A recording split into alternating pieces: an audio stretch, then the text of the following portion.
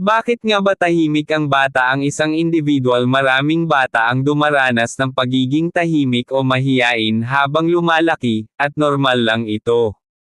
Heto ang ilang posibleng dahilan kung bakit hindi ka nagsasalita o nahihiya noon. Isa. Natural na ugali, temperament. May mga batang talagang likas na mahiyain o tahimik. Hindi ito dahil sa mali o may problema, kundi bahagi lang ito ng personalidad. Dalawa. Kakulangan sa kumpiyansa sa sarili.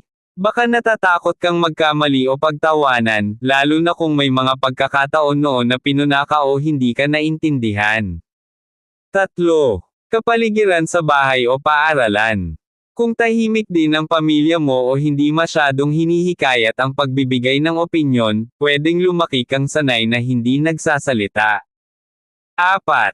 Wika o pag-unawa. Kung may delay ka sa pagsasalita noon o nahihirapan kang magsalita ng tamang salita, pwede ring iwasan mo na lang magsalita. 5.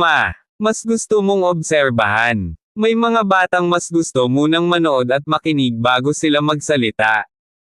Ibig sabihin, matalino ka, tinitimbang mo muna ang sitwasyon bago kumilos.